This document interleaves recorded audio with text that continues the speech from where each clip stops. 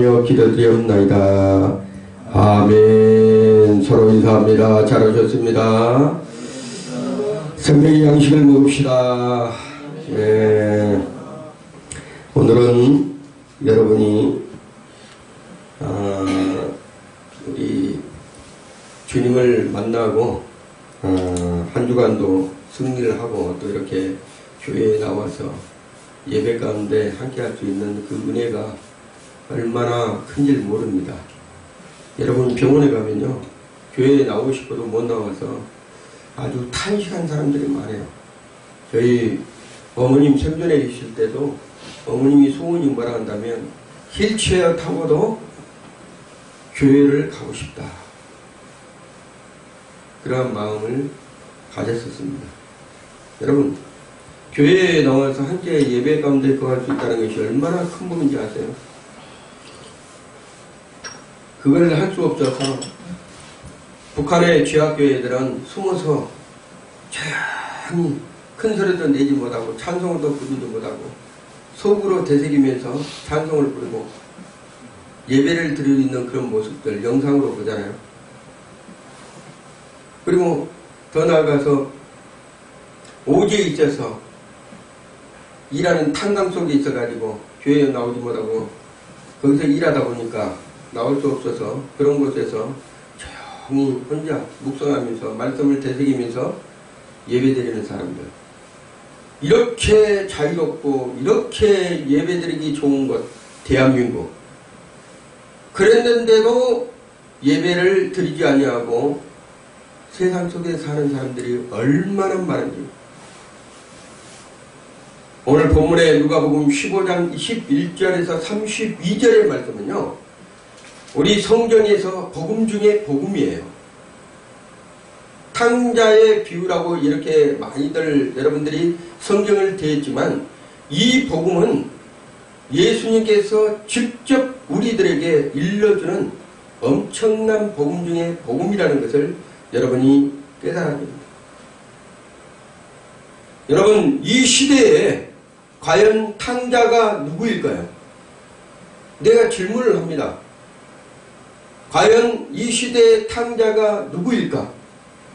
분명한 것은 하나님께서 세웠던 교회에서도 영적인 탕자들이 너무나 많다는 거예요. 너무나 많다는 거예요. 하나님께서 예수 그리스도의 그 보배로운 피를 흘려서 만든 이 교회 위에도 영적인 타락한 탕자들이 너무나 많다는 거예요. 왜 그럴까? 한번 생각을 해봤습니다. 하나님과의 관계를 소중히 여기지 않기 때문이라는 거예요. 하나님과의 관계를 소중히 여기지 않고 만홀히 여기기 때문에 그렇다는 거예요. 만홀히 여기기 때문에. 예수님의 그 핏값은 전 인류의 사람들과 전 지구상의 모든 것과 이 우주의 모든 것을 다 주어도 바꿀 수 없는 것이 예수 그리스도의 보배로운 피입니다. 자기의 핏값으로 이 우주 만물을 사셨던 분이 예수 그리스도예요.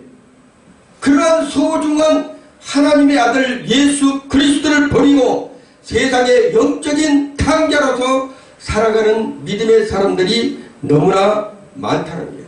소중히 여기지 않기 때문입니다. 만홀히 여기기 때문에. 이 사람들은 세상이 더 좋은 거예요.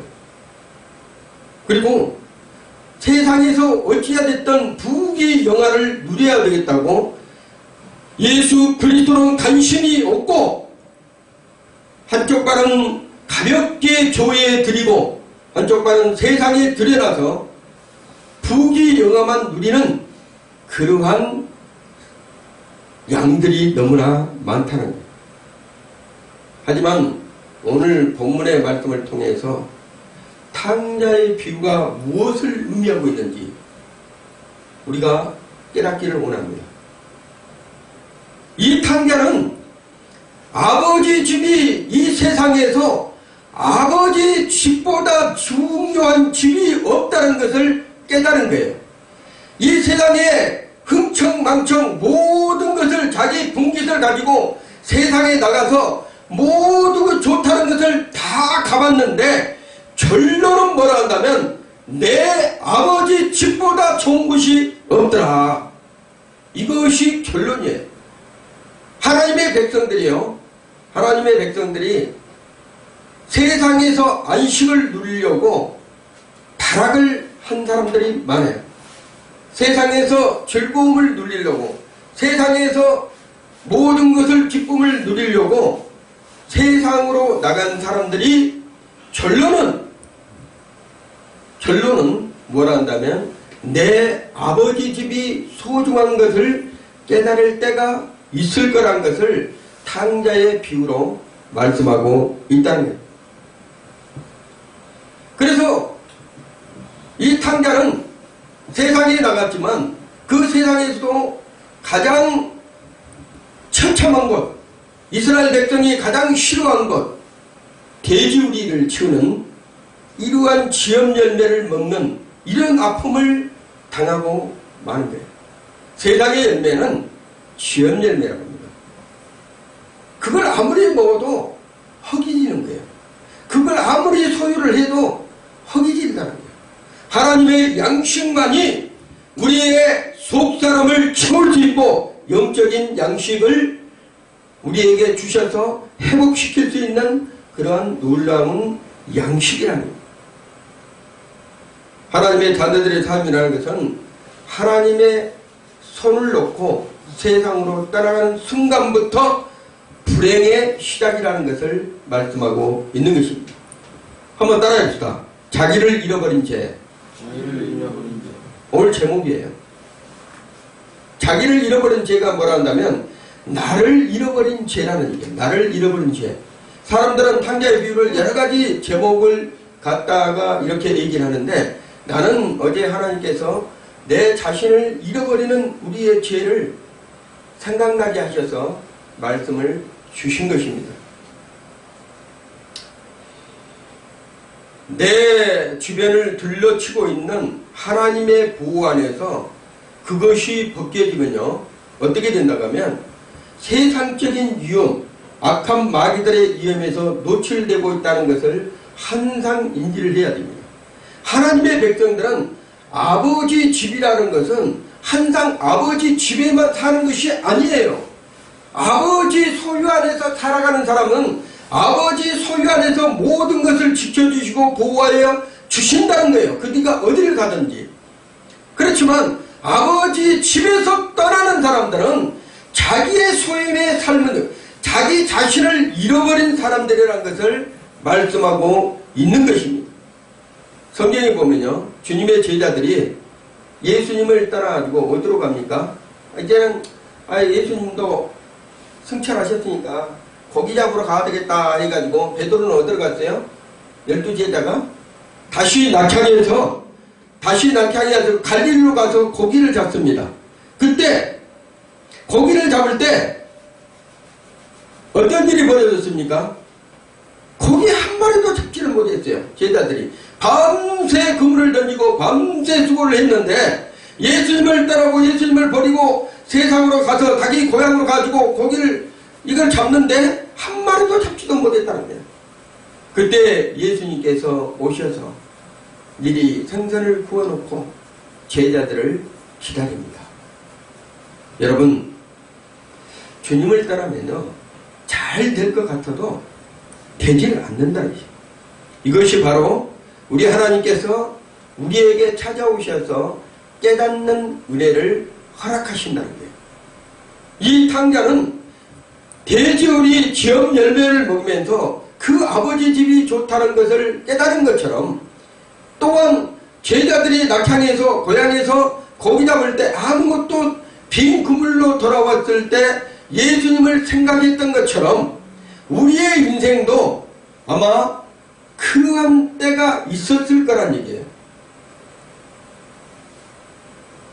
제가 어제 우리 총회에서 같이 예배를 드리면서 많은 것을 생각을 했는데 오늘 아침에도 잠깐 얘기했지만 가면 갈수록 예배가 소홀하게 생각한 사람들이 너무나 많다는 거죠. 예배는 따라해봅시다. 생명을 걸고 드려야 된다. 생명을 걸고 드려야 된대요. 왜?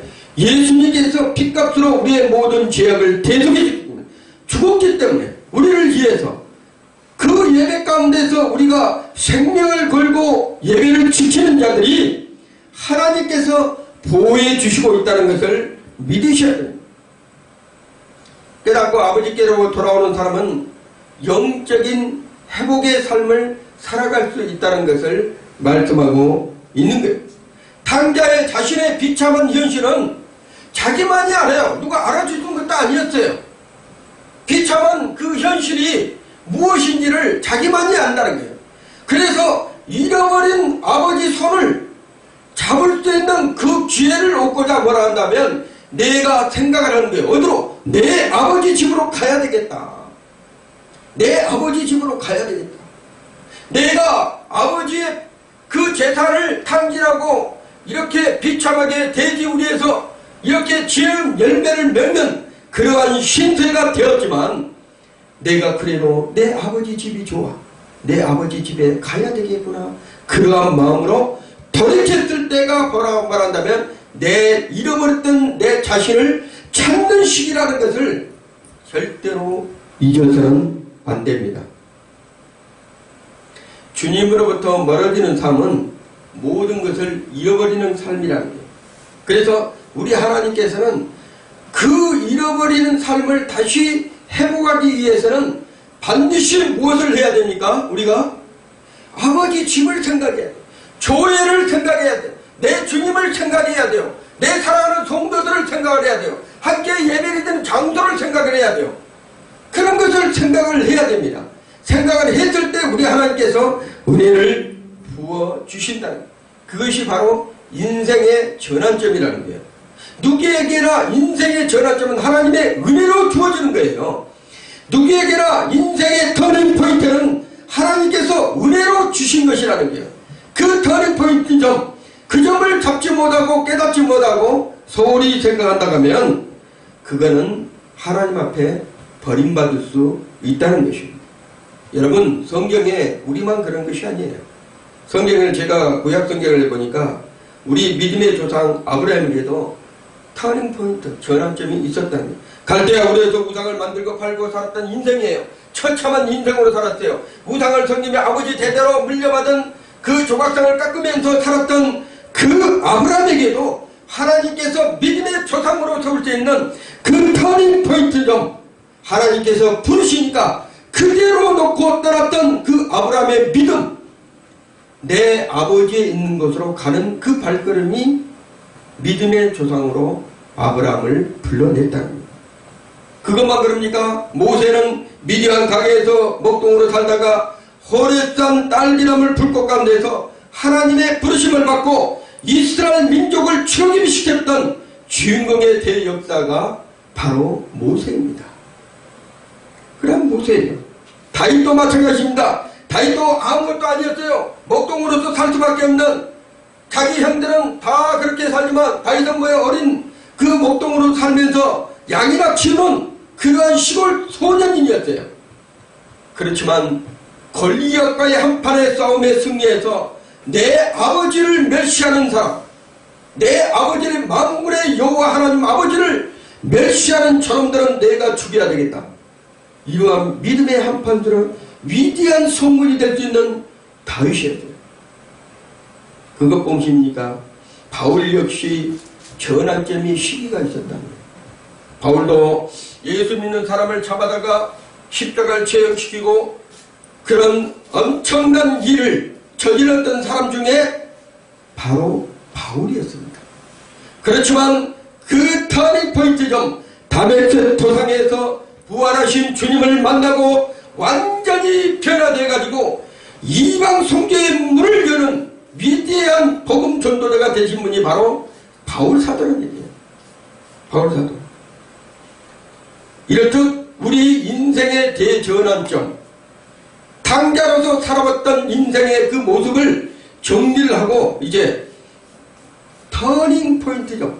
하나님과의 그 만남의 기쁨을 항상 우리가 생각을 해야 돼요. 우리가 믿음이 떨어지려 하면 그 기쁨의 자리, 하나님과 만났던 자리, 성령님과 만났던 자리, 예수 그리스도의 은혜로 우리가 살려줬던 그 믿음의 현장의 자리, 그것을 항상 생각을 해야 돼요. 세상에 지연 열매를 먹을 때, 아픔에 고통이 있을 때, 문제가 자랑 불리고 있을 때, 어려운 환경에 처해 있을 때, 어떤 문제들이 설정해 있을 때 항상 우리는 무엇을 생각해야 된다면 그곳에서 주님을 만났던 생각을 해야 된다. 내 아버지 집은 그곳은 얼마나 좋을까. 그 믿음을 가지고 우리가 살아가야 된다는 것을 말씀하고 있는 것입니다. 본문의 말씀은 수많은 사람들이 그냥 소홀히 넘어간 사람들이 보였어요. 아이고, 두 번째 아들이 세상으로 나갔다가 돌이켜서 돌아왔던 그 탕자, 아이고, 그렇게 생각한 사람들이 많습니다. 그렇지만 성경에서는요, 그렇게 생각하라고 말씀을 준 것이 아니에요. 그가 바로 너다! 그가 바로 나다! 이런 생각을 갖게 한 것이 탕자의 비유라는 것을 절대 잊어서는 안 된다는 거예요. 아버지에게 사랑받았던 둘째 아들, 그 아들이 세상에서 뭔가를 해보려고 모든 것을 가지고 자기의 분깃을 따랐던 그 아들이 돌아오는 현장이 바로 우리의 모습이 아닌가 생각을 합니다. 자포자기가 자기 중심의 삶을 사는 사람들이 자포자기한 사람들이에요. 예수님을 멀리하고 떠났던 사람들, 진정한 그리스도인들은 하나님의 관계를 중요시 생각한다. 하나님과의 만났던 그 시점을 항상 기억하고 그곳에 끈을 놓지 않고 하나님 앞에 전진적으로 나가고 있다는 거예요. 그래서 우리 인생의 하나님의 백성들은 탕자의 사고방식을 어떻게 한다? 벗어나야 된다는 거예요. 벗어나야 돼요. 오늘 탕자에 보면 11절에서요 16절까지는 어떤 것들이 쭉 기록이 되어 있다면요, 자기 고집, 탕자의 고집이요, 그 다음에 이기심, 내가 내 것을, 내 소유를 가지고 가야 되겠다, 분리, 재산을 분리한다는 거예요. 믿음을 분리한다는 거예요. 나는 내 것이고 내가 좀 더 했으니까 내 것을 내가 취해야 되겠다. 그 다음에 육욕, 즐기는 삶을 내가 쫓아가는 거예요. 그래서 영적 빈곤함으로 떨어지고 비천한 삶을 살고 굶주림에 떨어지는 것이 11절부터 16절의 말씀이에요.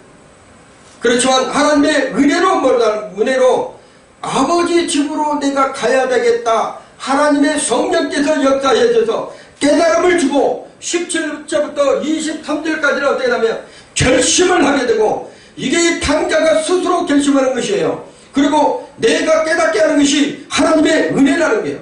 그리고 그 결심을 하고 나서 회개를 하고 돌아오고 그 다음에 화목하게 되고 새 옷을 입고 즐거움에 동참하는 그러한 인생이 탕자의 비유라는 것을 여러분이 깊이 인식해야 됩니다. 자, 그래서 첫째로 우리가 보면 우리는 스스로 돌이켜야 된다. 따라합시다. 스스로 돌이켜야 된다. 자, 이게 뭐란다면 자신을 찾는 사람이에요. 나를 잃어버렸던 그러한 죄에서 내 자신을 찾아서 정신이 똑바로 돌아왔다 그러잖아요. 약간 정신이 이상한 사람이 정신이 똑바로 돌아왔다 하는 것을 말한다면, 자, 스스로 돌이킨다 이런 뜻이에요. 이런 뜻을 자 헬라로 보면 에이스 헤아우톤 엘돈이라고 하는데, 이게 뭐라 한다면 자신에게 돌아왔다. 우리의 자신은 뭐라 한다면 하나님의 택하신 족속이에요. 하나님의 백성이라는 거예요.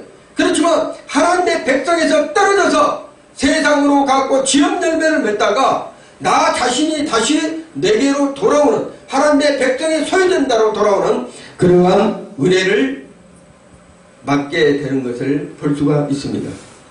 자, 톨스토이의 작품에서 나오는 내용을 제가 잠깐 소개를 하려고 해요. 어느 목사님에게 두 여인이 찾아왔어요. 어느 목사님에게 두 여인이 찾아왔는데, 한 여인은 큰 죄를 지은 죄인이었어요. 그래서 이 목사님이 찾아와서 하염없이 눈물을 흘립니다. 목사님, 나는 큰 죄를 지었습니다. 그러면서 이걸 어떻게 할까요? 이렇게 찾아와서 계속 눈물로 하소연을 합니다. 또 다른 한 여인은 자기는 이렇다한 큰 죄는 없지만 자질구레한 죄를 많이 지었다는 거예요. 그래서 이 죄도 제가 회개하고 싶은데 목사님 어떻게 할까요? 물어보는 거예요. 이 톨스토이의 작품에서 나오는 얘기입니다. 목사는 참 지혜로운 분이었어요. 그 목사는 큰 죄를 지었다는 여인에게 말했습니다. 당신은 밖에 나가지고 들 수 있는 큰 돌을 하나 가져오십시오. 그런 거예요. 그러니까는 그 여인은 밖으로 나가지고 큰 돌을 끙끙 밀고 자기가 가져왔어요. 그리고 자질구레한 죄가 많다는 여인에게는 당신도 똑같이 밖에 나가서 당신도 잔 돌멩이를 다 수없이 집어갖고 오세요. 이렇게 했죠. 그래서 이 여인도 밖으로 나가가지고 잔 돌멩이들을 수없이 치마에다 담아갖고 왔습니다. 이 지혜로운 목사가 다시 얘기를 합니다. 자, 아까 큰 죄를 지었던 여인에게 미안하지만 이번에는 그 큰 돌멩이를 다시 그 자리에 갖다 놓으세요. 그러니까는 이 여인이, 큰 죄를 지었던 여인이 끙끙 밀고 왔던 그 돌멩이를 다시 들고 자기의 그 자리에다가 갖다 놨습니다. 그렇지만 치마폭에 잦은 돌멩이를 가져왔던 그 여인에게 다시 얘기합니다. 당신도 역시 그 작은 돌멩이를 가져온 그 자리에다가 그대로 갖다 놓으세요. 이렇게 하니까 그 작은 돌멩이를 가져왔던 여인이 갑작스럽게 말을 못합니다. 왜 그럴까요? 그 많은 돌을 주웠는데 그 돌을 어디서 내가 주웠는지를 기억하지 못한 거예요. 그렇지만 큰 죄를 짓고 왔던 그 돌멩이 큰 것을 들고 오는 여인은 자기가 큰 돌멩이를 지었다 가져왔던 그 돌멩이를 가져온 데를 아니까 끙끙 메고 갖다 놓지만 그 작은 돌멩이를 가져왔던 그 여인은 수많은 돌멩이를 가져왔기 때문에 그걸 어디다 갖다 놓은지 어떻게 갖다 놓을지를 모른다는 거예요. 여러분, 탕자의 비유는 큰 돌멩이 비유입니다. 이가 스스로가 깨닫고 내가 큰 죄를 아버지 앞에 큰 죄를 범했구나. 내 아버지 기억이 되는 거예요. 그 자리에 가야 되겠다는 기억이 되는 거예요. 그렇지만 여러분이 인생의 성도들이 살아가면서 많은 죄를 짓지만 내가 언제 어디서 무엇을 어떻게 죄를 짓는지 모르니까 죄를 소홀히 생각한다는 거예요. 온전한 회개를 하지 않는다는 거예요. 요즘에 믿음의 성도들이 그러한 삶으로 살아가다 보니까 하나님 앞에 온전한 믿음으로 살아가지 않고 자기의 생각 위주로 세상을 살아간 사람들이 너무나 많다는 것입니다. 본문 18절에 보면 내가 일어나 내 아버지께로 가기 이르기를 아버지여 내가 하늘과 아버지께 죄를 얻었사오니 여기서 하늘이라는 것은 하나님을 가르친 거예요. 하나님. 아버지라는 아버지 집을 교회를 가르칩니다. 교회를. 여러분이 하나님 앞에 온전히 나올 수 있는 것은 둘째 아들 같은 자기의 모든 죄를 깨달을 때 우리가 하나님 앞에 온전히 바로 설 수 있다는 것을 말씀하고 있는 것입니다. 둘째 아들은 아버지 집을 나와서 허랑방탕한 삶이라는 것은 거친 삶이라는 게요.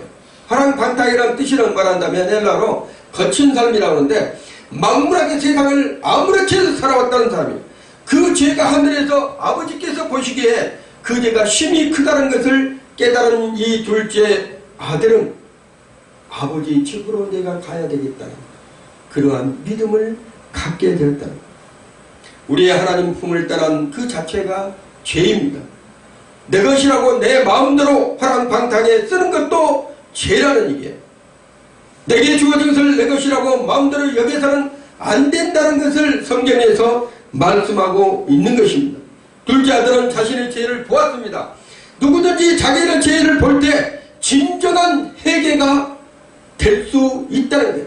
자기의 죄를 보지 못한 사람들은 죄송하지만 회개를 하는 것이 아니라 중언부언하는 거예요. 중언부언. 죄를 바르게 알지 못하고 그냥 스스로가 중언부언한다. 하나님 앞에 온전한 진정한 회개를 하는 사람은 내가 돌이키고 하나님 앞에 가는 것입니다. 둘째로 우리는 스스로 돌이켜 자신을 찾아야 합니다. 19절에 보면 지금부터는 아버지의 아들이라 일컬음을 감당치 못하겠나이다. 나를 품꾼의 하나로 보소서. 이렇게 얘기를 합니다. 내 자신이 그때 둘째 아들의 신분이었을 때는 어떤 신분이었어요? 정정당당하게 아버지 앞에 내 소유를 주세요. 그렇게 말할 수 있는 그러한 신분이었는데 지금은 어떤 신분으로 자기가 깨닫고 낮아졌다면 나를 품꾼의 하나로 보소서. 이러한 믿음의 소유가 자기를 잃어버렸던 것을 찾는 것입니다. 그 문제는 아버지를 따르는 것이 아니고 재산을 탕진하는 것도 아니라는 거야. 하나님 방탕하게 사는 것도 아니라는 거야. 그건 뭡니까? 우리 한번 따라합시다. 자기를 잃어버린 것이 죄이다. 이 둘째 아들이 큰 범죄를 아버지 집을 따르는 것이 아니라는 거예요. 재산을 탕진한 것도 아니에요. 하나님 방탕하게 사는 것도 그것도 아닙니다. 무엇이냐? 자기를 잃어버린 것이 바로 큰 죄였다는 거예요. 너는 내 아버지의 소유자다. 종이 아니라 사랑받는 자녀라는 거예요. 하나님 앞에 사랑받는 자녀라는 거예요. 아버지의 끊임없는 관심의 대상이라는 거예요. 재산을 물려받을 수 있는 상속자였다는 거예요. 그런데 그 자리를 박차고 자기를 잃어버린 채로 세상에 들어가서 방황했던 그 시절이 너무나 이 둘째 탕자는, 둘째 아들은 너무나 아픈 거예요. 마음이. 자기를 찾는 일이 최고의 가치라는 것을 우리가 명심을 해야 되는 게요. 그리스도는 자기의 신분이 누구인지, 내가 누구인지, 이 세상 가운데 하나님께서 우리를 보내주셨지만 내 자신의 신분이 무엇인지를 정확히 깨닫고 살아가야지만 믿음의 사람으로 살아갈 수 있습니다. 자기의 정체성 우선적으로 확립해야 됩니다. 새롭게 시작할 수 있도록 나를 만들어 가야 된다.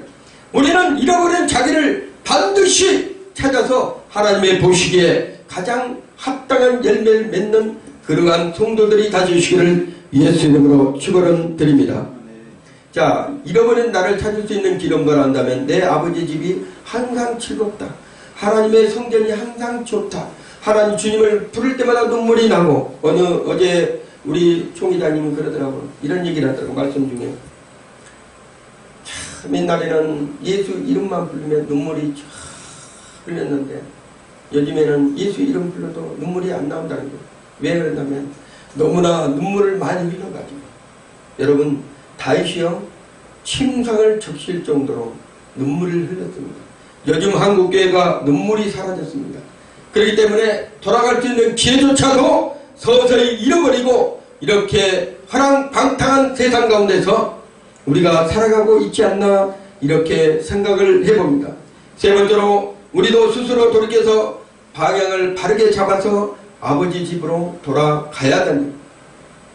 일본의 학자 다카바다라는 사람이 있어요. 이 다카바다라는 사람이 유명한 사람인데 진실한 신앙생활을 했던 사람인데 그가 우연히 마르크스 자본론을 책을 봤습니다.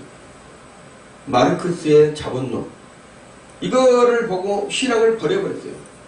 그리고 끝내는 이 사람이 폐결핵으로 죽게 됩니다. 근데 죽음이 가까우자 그는 큰 찬송으로 눈물을 흘리면서 성경을 읽기 시작합니다. 모든 사람들이 그 얼굴을 봅니다. 임종의 시간이 점점 가까워집니다. 그 어둡던 얼굴이 다카바다의 그 어둡던 죽음이 인적 직전에 그 어둡던 얼굴이 찬송을 부르면서 성경을 큰 소리로 읽으면서 얼굴이 환해집니다. 그러면서 옆에 있는 친구에게 이렇게 합니다. 옆에 있는 친구가 자네는 지금 어디로 가고 있는가 이렇게 물어봐요. 다카바다에게 자네는 지금 어디로 가고 있는가. 이 다카바다가 마지막 임종 때 말하는 것이 이렇게 얘기를 합니다. 나는 하나님께로 간다네. 내 아버지 집으로. 여러분 아무것도 아닌 이러한 말인 것처럼요. 여러분 인종 직전에 하나님의 집으로 안 가면 모든 사람은 지옥의 불구멍 속으로 들어갑니다. 잃어버렸던 그러한 인생, 이제는 돌이켜서 하나님의 집으로 가야 됩니다. 해결한, 진정한 해결한 헬라로 메타노이아라고 하는데, 돌이키다 방향을 완전히 체인지해서 전환하다, 이런 뜻을 가지고 있어요. 뉘우치고만 있는 것이 아니라 그거를 뉘우쳤으면 내가 삶의 방향을 완전히 돌이켜서 하나님의 집으로, 하나님께 향하는 믿음으로 나아가야 된다는 것을 말하고 있는 것입니다. 한국교회가 어느 날부터 주여 주여 하는데, 큰 소리로 주여 주여를 하고 있는데, 그 소리가 그냥 메아리처럼 흩어지고 사람의 행동들은 하지 않는 세상이 되어버렸다는 거예요. 이 한국교회가 그래서 서서히 불이 식어지고 회개가 나오지 아니하고 교회들이 침체에 들고 길거리는 현수막에 무당들이 팔을 치고 있고, 이러한 시행이 한국교회가 되어버렸다는 거예요.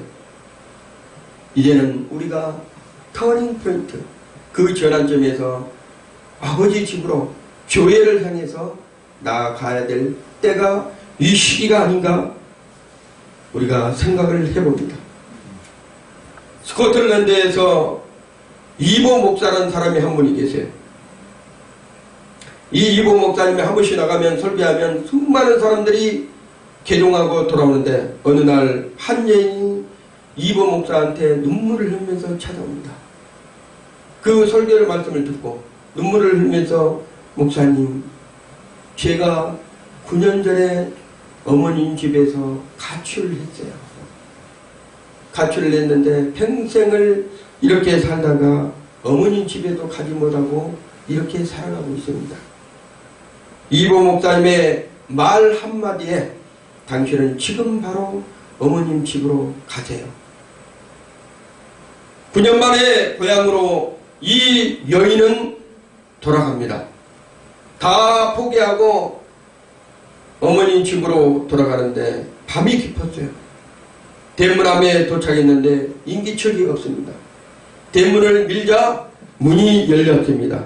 집안에 들어가자 어머니의 방문이 열려있는 거예요. 이 여인이 들어갈 때 항상 이 어머님은 딸이 오기만을 기다리면서 문을 항상 열어놓고 불을 피워놨습니다. 몇 년 동안? 9년 동안. 그날부터 이 어머님은 9년이란 동안을 문을 한 번도 잠그지 않고 그 딸이 오기만을 기다리며 평생을 기다리고 있는 이 어머니.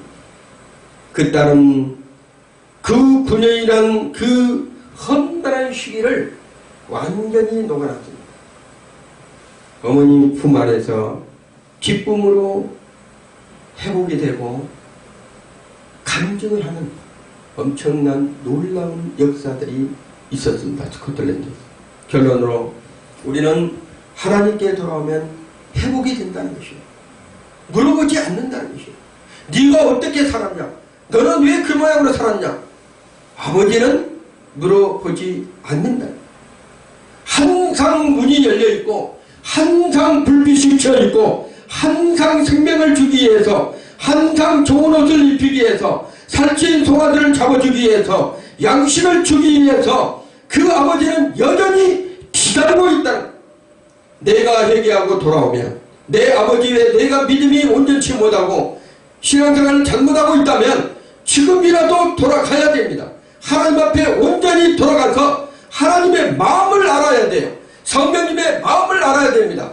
예수 그리스도의 마음을 알아야 됩니다. 내가 스스로 돌이켜야 돼요.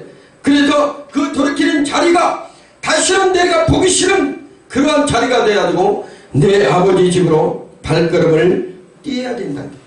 그랬을 때 우리 주님께서 그를 안아주고 품어주고 먹일 것을 먹이고 가락지를 끼고 다시 신분을 회복시켜주는 놀라운 역사가 있는 것입니다. 제일 좋은 옷, 그것을 뭐라 한다면 큰 영예를 다시 회복시키는 거예요. 가락지를 끼운다는 것은 자신의 고난을 아들에게 임하겠다는 거예요. 신을 신긴다는 것은 자연인의 권리 회복을 다시 주겠다는 것입니다. 그래서 우리 하나님께서는 여전히 세 가지의 그 의미를 가지고 하나님의 백성들이 돌아오기만을 기다리면서 여전히 우리 하나님은 문을 열어놓고 계시다는 것. 그 하나님을 위해서, 그 하나님을 만나기 위해서 우리가 깨닫고 하나님 앞에 돌아오면 우리 하나님은 언제라도 맞이하고 계시다는 것을 믿고, 특별히 한국교회뿐만이 아니라 전 세계 교회가 위태할 때, 코로나 이 시대에 다시 한번 회개의 대붕이 있고 아버지 집으로 돌아가서 교회에서 다시 기쁨의 잔치가